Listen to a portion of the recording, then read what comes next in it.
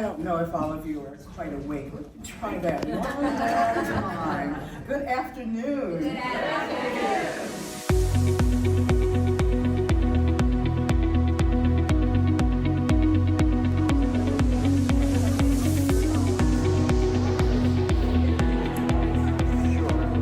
Welcome, Pen Women. Let's hear it for us. Give ourselves a...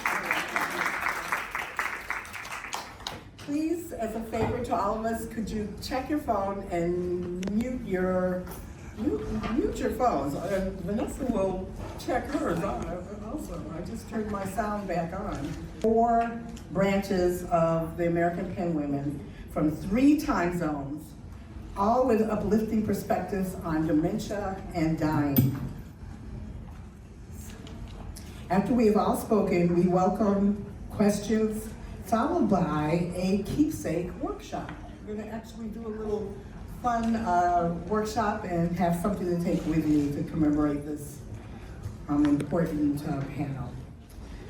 So I want you to travel with me.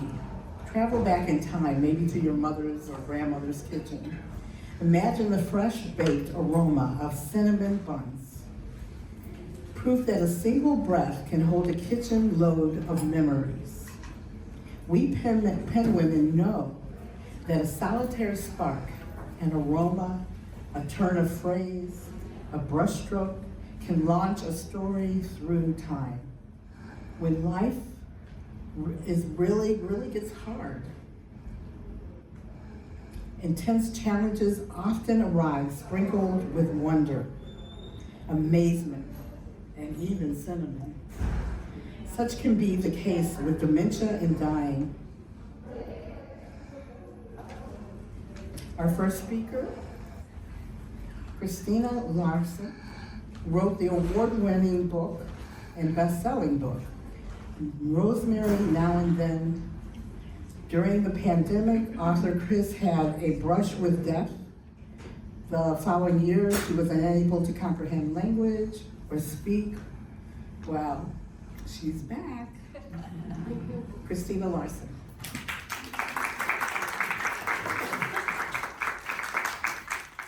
Thank you, Venessa. It's a pleasure to be in the good company of so many creative women. Isn't it amazing? All under one roof. The title of my book, Now and Then, is a triple entendre.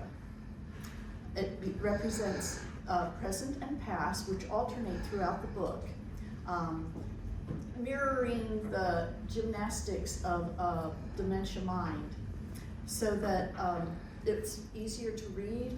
What I've done is divide those shifts in time with a sprig of rosemary. Now and Then also represents Rosemary, my mother with dementia, who was here sometimes and elsewhere very often. And in the end, of course, it represents a world with and without her. 9 strokes out of my mother's mind, but her wit refused to quit as she danced between life and death. Can you turn the microphone up just a little bit, please? Like that? Yes. Okay, good. Okay. I wrote the book, obviously, as a daughter to honor my amazing mom, who led a surprisingly conventional life. The appendix includes her recipe for cinnamon buns. As a paramedic, it occurred to me that it was so challenging for me. I could not imagine how hard it must be for people without a medical background to cope with someone with dementia. So it's chock full of do's and don'ts that I learned the hard way. I had to share the raw parts. Caregivers and people with dementia need to know they're not alone. But sharing the pleasantries is all the more imperative. So familiar we are with the miseries of dementia and dying that we sometimes fail to appreciate the amazing phenomena of these transformative experiences. So I wrote the book to replace cringes over dementia and dying with curiosity. A paradigm shift is happening, redefining our perception of death. This worldwide shift in understanding, exemplified by Rosemary's story, progressed with the advent of CPR, taught to the general public, which happened in the 1960s. It heightens with every medical advance in resuscitation, with a subsequent increase in recalled near-death experiences, research on near-death from Oxford to Harvard, and now we have AI for meta-analysis of that data. In my childhood, I thought death was dualistic. Either you're alive or you're dead. Then during my paramedic training, I was taught the difference between clinical and biological death with 0 to 6 minutes of viable resuscitation. Then that was extended to 10 minutes, but with an increased likelihood of brain damage. Then it was extended further to the golden hour with certain types of trauma. And as you all know, I'm sure, with hypothermia, it can be literally hours of time for complete resuscitation. So so that gray area between life and death keeps expanding.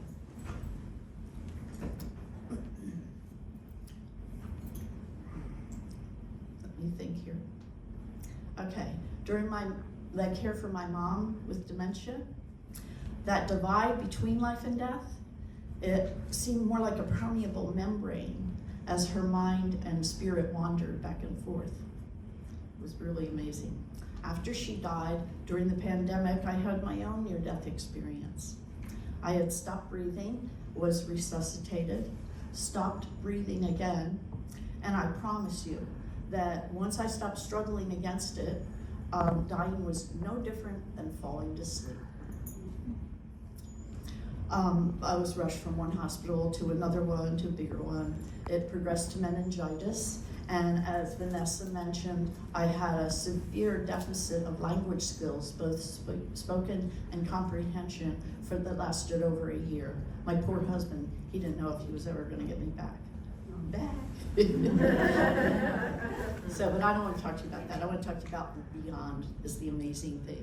So while he was struggling with, me not quite grounded on earth, the beyond was infinitely loving.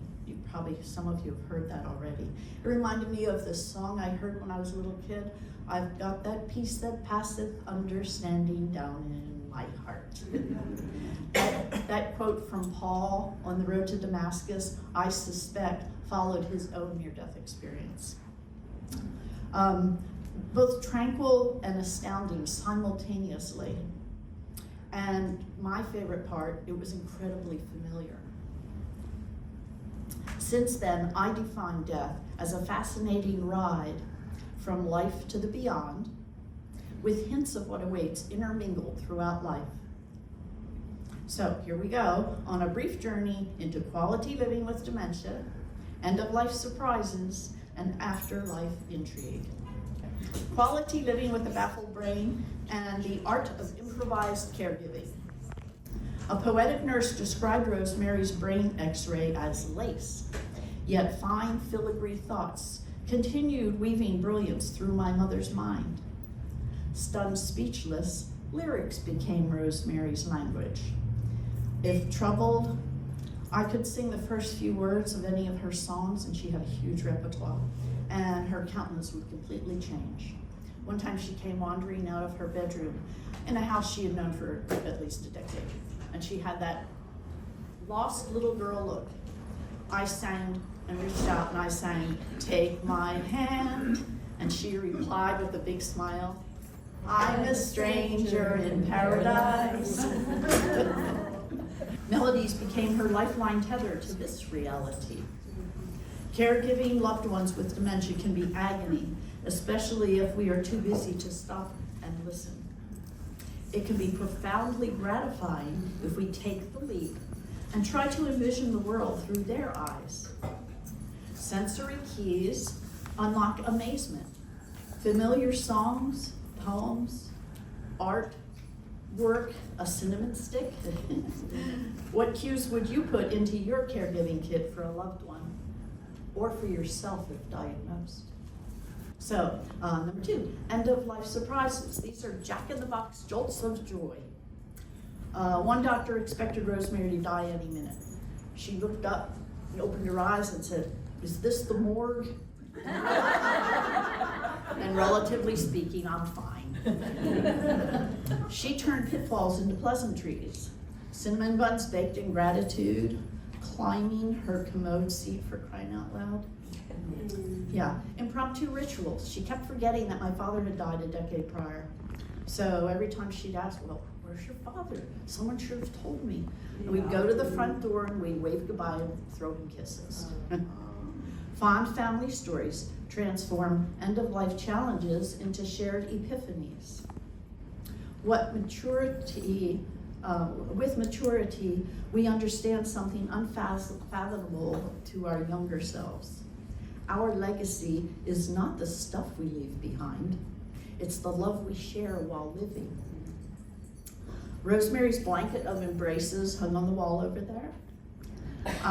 This photo collage that's that Venessa is holding up, superimposed over Dore's image of Dante's Paradiso. What I did was, she'd keep asking again and again for the same people who had died, so I just hand her this, because I was just, it was very redundant. And then sometimes, often, she'd start to forget who they were. So I flipped it over and labeled everybody. So that would keep her busy for a while. I also transposed this onto a jigsaw puzzle, so she could reassemble it again and again, as if creating her own welcome committee. It's not the artifacts, but the love they represent that matters most. Now I'm going to read you one of only 2 excerpts I have time for. This one is from her 4th stroke, and upside to dementia. Onlookers stop in their tracks at the sight of Rosemary's childlike enchantment as another fleeting moment of 3-year-old rosy radiance washes over my mother. She tries to describe beauty beyond words. Gaps widen between what she perceives now and realities Rosemary once accepted as fact. At this far end of her known existence, she relaxes her grip on certainties and describes otherworldly understanding. Less constrained by time and space, reality attains new meaning. As death approaches, her awestruck expression resembles that of an infant seeing life for the first time. So I got to know my 3-year-old mom, and she was such a charmer.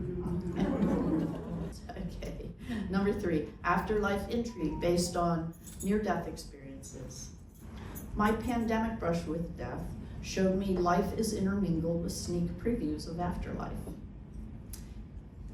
But you don't have to have dementia or recall a near-death experience. There are clues familiar to everyone.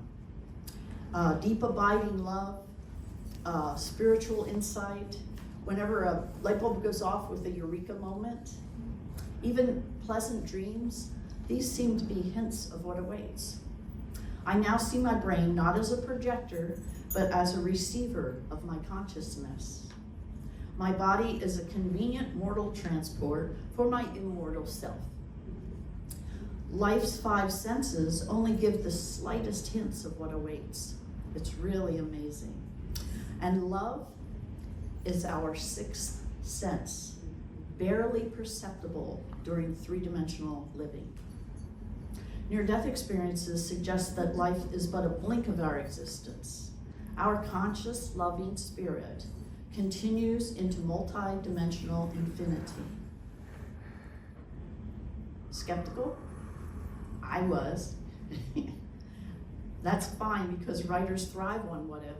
Consider this. What loving aspirations do you visualize when you contemplate crossing over? Note every detail, and you may find the seed for a poem, a painting, or like me, the end of a multi-dimensional memoir. And this is the last one I will read you. It's toward the end of the book, and this one follows 3 near-death experiences from 3 different people. Neither a unified field theory nor God can be pinned down with human language as if a noun, an object, or an entity.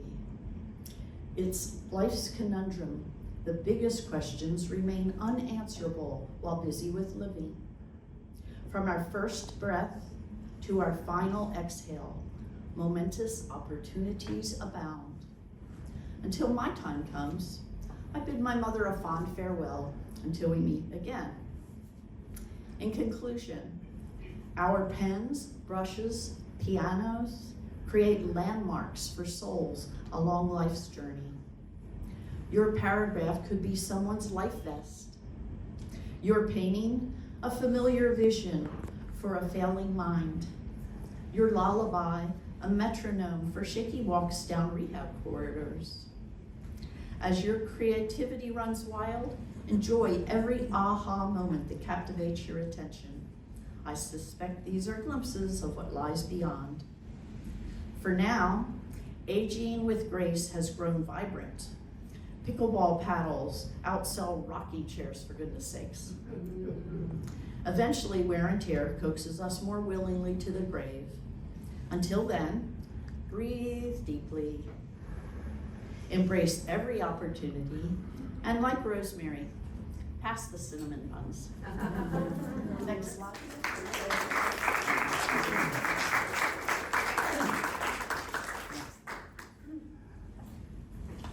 Good. Like me, our next speaker, Sally Stormon, was caregiver for her mother's end-of-life journey.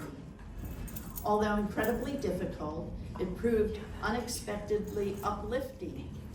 Sally now devotes her retirement to full-time art, painting daily, and exhibiting often. This watercolor by Sally was selected for the Biennial art show display. Sally, thank you.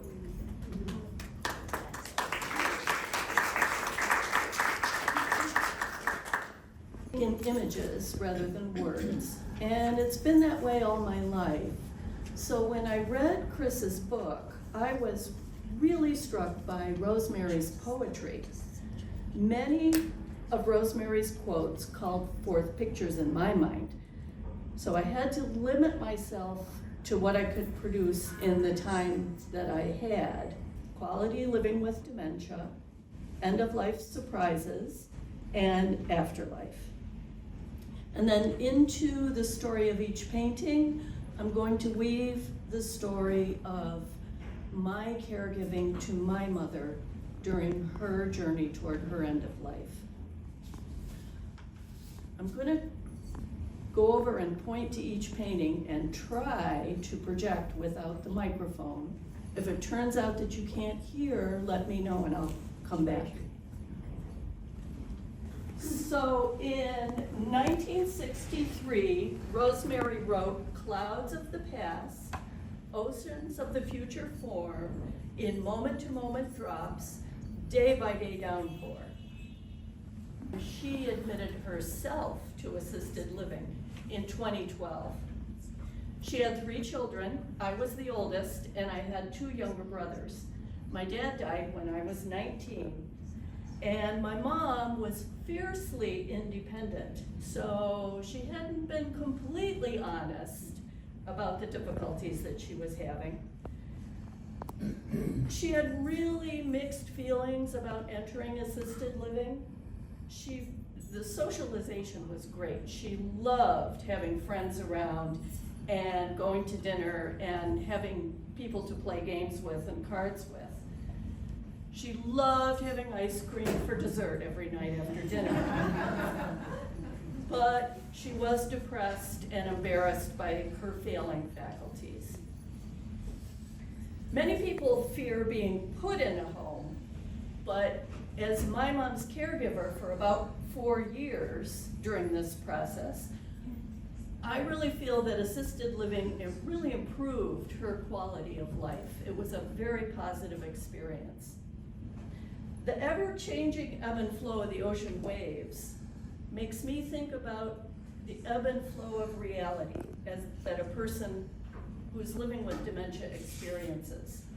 The waves also symbolize the emotional roller coaster that I experienced as a caregiver. Relief at knowing that my mom was safe, guilt at not being able to be there full time, worry that she might be being neglected while I wasn't there. All in all, though, it was positive. In 1983, Rosemary wrote, "The body I wear conceals the real me. Years added growth rings like a tree to reemerge, but in what altered place?" So several times over the years, my mom was admitted to the hospital, and each time she was admitted, it represented a serious loss in her ability to function. These admissions were for things like the flu or pneumonia, rather than having strokes. But each illness took a lot out of her, and it was kind of like a stair step. She would go along just fine, have an illness, and then come back at a new, lowered level of functions. Each illness took a lot out of her. And each time it happened, I was taken by surprise. Slowly, my mom's world was shrinking and fading. And it was hard on me to see this. It was very hard the first time she forgot my birthday, the first time she didn't know who I was, the first time she didn't know where she was. And yet, throughout this whole process, there was joy. She was always delighted to see me. And that hadn't always been true. We sang along together to the oldies during the music programs. The Christmas carols were wonderful. We went for drives and walks. Well, I walked, I pushed her in her wheelchair. A person is never one-dimensional, and with this painting, I tried to represent a photograph taken of her in her youth. And so I tried to show the glamorous young Rosemary and superimpose that with an old woman looking toward the great mystery.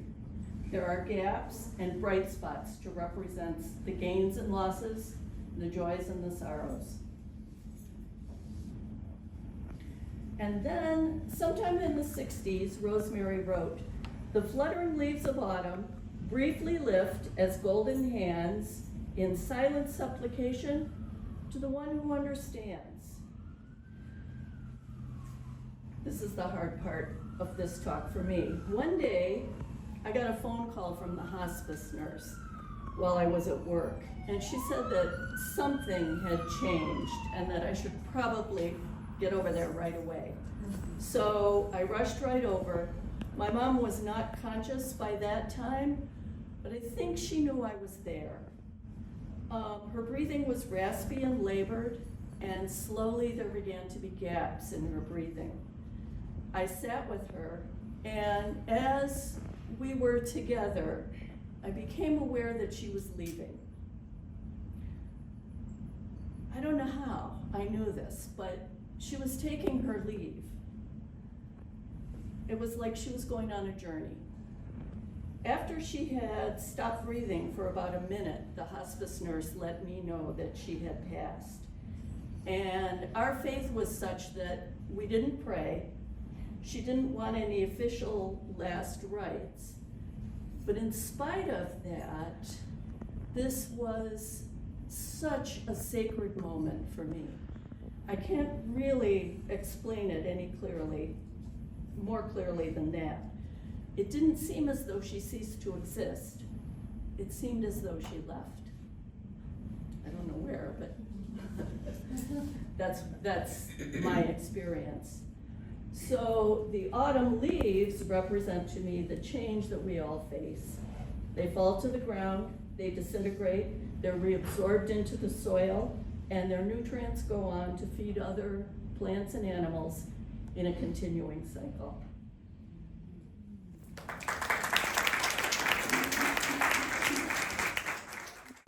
I have not gone over this. I have been in 6 countries in 5 weeks, and it was not on a Viking cruise. That first one, okay, can you go back to, okay. I went through many stages, and first of all, this wonderful woman over here, Christina, called me up and she said, blah, blah, blah, blah, I've written this book, no, we're gonna do something with pen women, do you wanna do it? I said, it's on Mama's passing and her dementia. And I said, sure, for you, absolutely. And Robert, where is he? Robert and I've known each other for years. He's a wonderful sculptor, and we met through that. Sculpting is very, very small group, and the females are even, well, they're minuscule. We're minuscule. And you know what they did to Camille Claudel, right? They sent her to a mental institution where she died. So I lucked out. I only got 6 weeks. So I started out, this piece actually started out as a 9-foot piece, and it is 9 feet, and Brentwood, and Beverly Hills, several other places. It's a limited edition at 9 feet. And then I decided that I'd like to make things smaller so people like me could afford them. You know? So I went back to Paris, and then I found another foundry in Tuscany. I lived 10 years in Pietrasanta in Italy, from 1977 to 1989, which was brutal. That's another story. But I went back to a different foundry, and I started making these small pieces that we can all afford. And the new foundry, it blew up. It just totally blew up. And if you can see when y'all come up later, this whole gash and the bronze never came together. So, next slide. So I said, what am I gonna do with this? And I sent it to all the women here, and they said, oh my God, Elizabeth, that looks like she's losing herself. She's going away. And I said, really? I said, okay, I'll do something with her dementia. And so I said, what are all of her memories? Tell me some of her memories. So she started telling me the memories. And I went through all of these different things here. Let me show you. This is in resin. There's a new system now that is, it's not really new, but you don't have to have huge molds, and you can do resin and, come see, DJ, what is it called, that system? I can't even remember the system I'm using. Anyway, 3D printing, 3D printing. 3D printing, and of course I was against that, but sculpting and the regular way has been around for 5,000 years, and I thought, well, hell, it's time to go forward. So I started doing 3D, and it's in resin. These pieces are in resin. So you start with the resin, you start with the original piece, and then you do a 3D image of it, and then you pull it out, and it's in resin. And then you run it to the whole same process is lost wax and shell casting. And you can go to the next one. Yeah, next.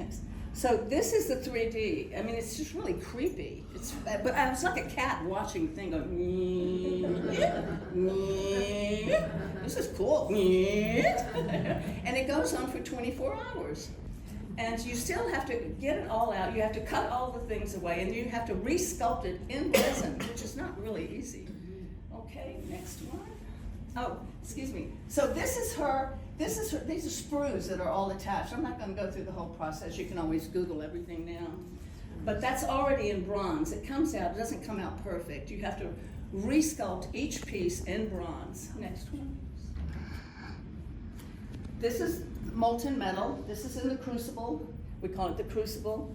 And this is what you throw all the metal in, and it eventually comes out. Again, that is how she looks coming out of the 3D printer. Next one.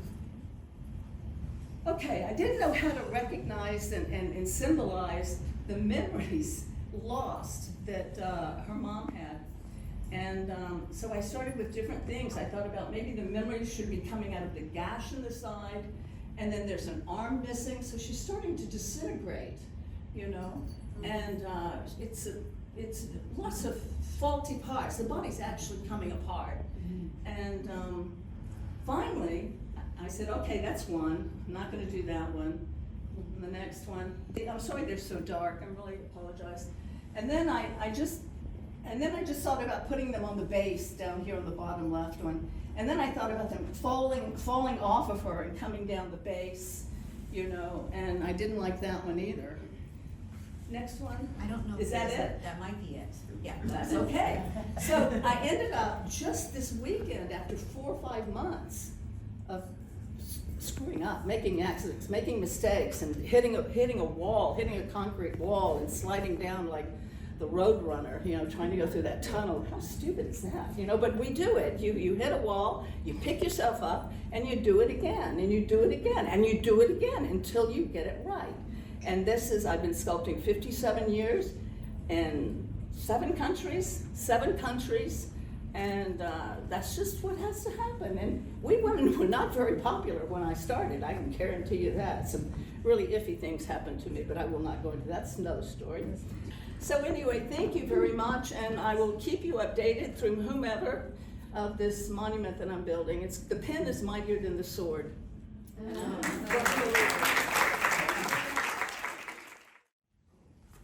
She's fabulous. She's put all of the slides and everything together, and this is Dawn Petrill. She faced breast cancer in 2022, and her experience shifted from being a caregiver to being cared for. And as I told her, and it's a humbling journey, she said, but she also said it was also a true gift, and I just don't understand how that can be that way, but so maybe she'll tell us how that became a true gift. Yeah. Well. Thank you. I won't go into too much about the breast cancer part. I just wanted to share how I was on the other side of things. But what I'm going to tell you about is my journey with becoming an art instructor. For 8 years, I've been working with dementia patients, teaching them over Zoom, even over Zoom in the pandemic, which, as you can imagine, was kind of difficult. Was quite a challenge, but we did it anyway. That's what I want to talk to you about. But first, I'm going to just tell you that this mixed media piece, I'm an artist as well, and this mixed media piece is here at the Biennial, and it is called Tribute. Oddly enough, it's called Tribute. So it's currently hanging in the Penn Arts building. And it includes multiple images of a wonderful woman and a Penn woman who passed away a few years ago, Jenny Reynolds. So you'll be able to see that down there. So I'd like to highlight 3 adult students, or as we like to call them, participants, and the wonderful lessons that they have given me as I've instructed them. The first is Nancy. She is a woman of early onset dementia who is kind and delightful. She loves to paint, and I found that no matter what the subject, she likes to believe that it's a little girl. So for example, we painted bunnies for Easter, and hers became a little girl bunny, and with long lashes and a bow in its ear. She's just the sweetest and kindest woman, and I love her. Next is Yuri, and he's there. Okay. Yuri is in his 90s and walks hunched over with a cane and has a hearing device on one side of his head, but he loves to paint. When I first met him, he would bring his own brushes and paint his cats from memory, while the rest of us painted trees or flowers. But after a few years, he began to slow down and stayed with what the class was doing, although he often worked ahead and finished well before the rest of us. I learned from his caregiver that he immigrated from the US from Poland and joined the Army and rose to ranks of colonel. Just a fascinating, special person. Then there's David. I began working with him only a year ago. He takes any project I give him and makes it his own. In this next slide, in this next slide, you'll see a project that I had the group create, and I brought the demo project, so I usually do a demo of it before I teach it to them. So it was, this was over Thanksgiving, so it's an ear of Indian corn using Legos to stamp the corn kernels, and a Thanksgiving turkey where everyone was encouraged, to write the things that they were thankful for around the edges. So yeah, here's my demo. As an aside, an interesting thing happened after the participants created this project. They really got into writing all the things and the people that they were thankful for. It brought out a lot of memories for them. One woman teared up as she told me about her husband who passed away last year. It brought out sadness, but also very happy memories. So back to David. The second picture you see there is what David created. So a creature of his own using the same elements, but just in different configurations. And he does that with every project I give him. He just takes it and he creates his own version of anything. So the lessons that I've learned from these three amazing individuals and many of the other participants is that dementia is not the end. There is still so much life within them, and often it brings out another side of them that would otherwise might never be seen. They deserve to be treated with respect and love. Thank you so much. So our final speaker, Venessa Johnson, is a griot, a storyteller. Her father joined his ancestors after complications with Alzheimer's. Although dementia erased new memories, he shared his lifelong memories again and again. Throughout his last day, family and friends gathered in his room, retelling these stories from his lifetime. To remember the ancestors means we are aware that we did not make ourselves. We did not make ourselves. We did not make ourselves. The line travels all the way back, perhaps to God or to gods. We remember them because it's easy to forget, easy to forget, easy to forget. We were not the first to suffer, rebel, fight, love, and die. The grace by which we live our lives, in spite of the pain and sorrow, is always a measure, always a measure, always a measure of what has gone before. Ashe, words by African-American writer Alice Walker.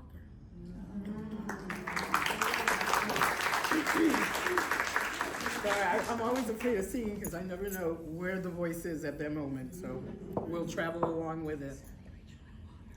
My father had me behind a plow, like I was a horse, like I was an animal, pushing this plow out in the field. And I knew that was not where I was supposed to be. That was not supposed to be my life, a sharecropper, a burden, a beast of burden pushing a plow. And I looked into the sky to appeal to God to intervene. And the clouds began to form big, fluffy letters. G-P. G-P. And I knew that it was a message from God. Go preach. Go preach. I was being called to be a minister, a preacher. And I threw down that plow and I ran to my father. And I said, Daddy, Daddy, I was not meant to be a sharecropper. The Lord has called me. Don't you see those letters in the sky? GP, go preach. And my father said, boy, get back in that field. Let's go plow, go plow. My father was a storyteller. He told his life throughout his life, in stories and fragments, and other stories from the South that he collected like other intellectuals did. My father told us those stories when we were little. And it wasn't until I read authors like Zora Neale Hurston and I realized he had also been an anthropologist. He had collected stories throughout his life. We always question the stories because sometimes they would start in reality. And there was a line somewhere where you crossed into the twilight zone. And so it was a favorite of ours to say, Daddy, was that a real story or a made-up story?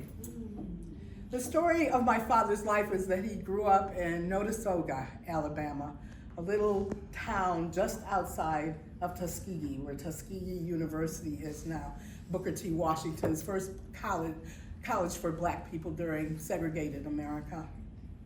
He used to call it a train jump town. He said that the train would slow down and then you throw your bags and jump off. He was born into a one-room dirt floor shack. And he talked a lot about the poverty that he experienced as a child. Pot liquor, where you took whatever bread or cornbread you had and you sopped up the, as they say, sopped up the juices from cooking other vegetables or collard greens and that kind of thing. He would talk about how his exploits with his father, where his father cut off the end of some shoes from one of his older brothers so that he had shoes to wear because they could not afford new shoes. He talked a lot about some of the experiences with the KKK, with racism in the South during segregation and how dangerous it was for black boys and black men. He told us a story about my mother coming, who was from a middle-class family. My grandmother was a teacher on that side. My father was the first generation to go to college from that one-room schoolhouse. And how she was sending a telegram to her mother. They had the same name. And she kept saying, I want to send a telegram to Mrs. Celeste Roberts in Texas from Celeste Roberts, her name. And the woman kept saying, what are you talking about? What are you saying? Send it to who? And my father finally pulled her aside, you're gonna get us killed. They don't call black people Mrs. here. They don't call them Mrs. And so we grew up hearing these stories and trying to figure out which were true and which weren't true. And sometimes even in my grown self would find out stories were true, like how he hitchhiked to college every day. And there was a man who would pick him up along the way and get him to class on time. And then a minister in Syracuse asked me, I asked him if we could borrow chairs for an event at a community center. And I got in the truck with him to go get these chairs, and he says, who your people? I said, oh, my dad is John Ernest Johnson. Oh, I used to pick him up every day when he was hitchhiking to Tuskegee University. My father was able to go to college because the oldest in his family went to work and helped pay for the next, who helped pay for the next, who helped pay for the next. But he was in college at the same time as his sister, my Aunt Victoria. Queen Victoria was her name. And she was a queen. And so he quit. He and his best friend, Sanford Parker, quit trying to find money to finish, and they were gonna join the army during the Korean War. And he went to fill out the paperwork to join the army. And he was told by the man sitting behind the desk, you niggers need to go back to school. Go and ripped up their papers. You niggers need to finish your college education. This juxtaposition of racism with something that was a significant twist in his life. So then he still didn't have money to finish that year.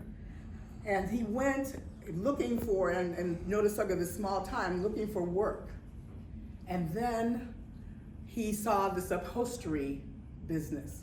No one was there. People left their doors open at that time, and it was a mess in there. And he went in, straightened and sweeped and organized the tools and stuff, hoping to get some kind of little chore job. And when the man came back, a white man, he says, what do you want? Why'd you do this? He says, I'm trying to get money. I'm looking for a little job. I want to finish college. And the man looked him up and down. He said, you stay here. You stay here. And he left and went to the bank and took out the money for my father's tuition and paid for my father's college that last semester. Told him to come back the following summer when he finished and work and pay off the money.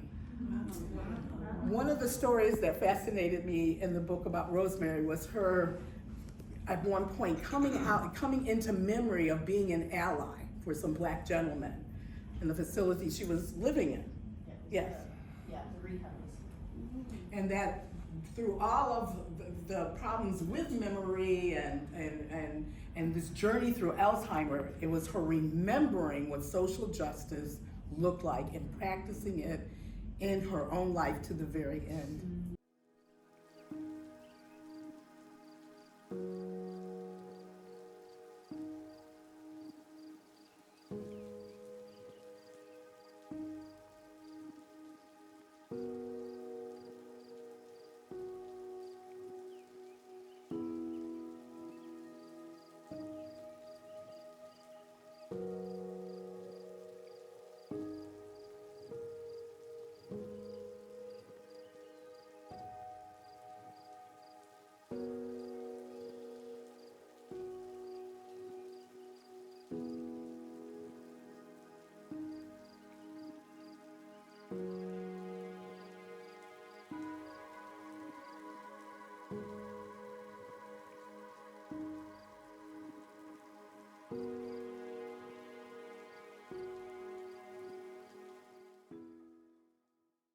So to read this story reminded me of this story about my father. Mm-hmm. My father ended up working for Marcellus Casket Company when he and my mother came up north in the 60s, end of the 50s, 60s, and one of the great black migrations from the South and racism and segregation and the Ku Klux Klan and lynchings and stuff to Syracuse, New York. And he couldn't get a job. Both of my parents were trained in college as teachers, and he couldn't get a job teaching. So he started working for a casket company. The story we would hear again and again that he was very proud of was that he worked on President Kennedy's casket. Marcellus Casket Company in Syracuse built a lot of caskets for a lot of famous people across the United States. And he started an upholstery business on the side. He would work in the basement and he would do upholstery, which became a full-time business for him as we grew up. We would go with him on weekends. My father was an enlightened man in some ways, or maybe my mother was just a very enlightened woman, but she was a stay-home mom who helped with the business at home and raised us, and he would give her weekends off by taking us on Saturdays. We got to eat all the stuff she would never let us eat. We had crazy adventures that often put us a little bit at risk, like sitting in the back of the van, holding the door closed with ramps because the doors were broken. And then we would tell, and my mother would be, "You tried to kill my babies, are you insane?" He was a fun man. At one point, we became estranged. We had an issue between us that just grew and grew and that we could not talk about.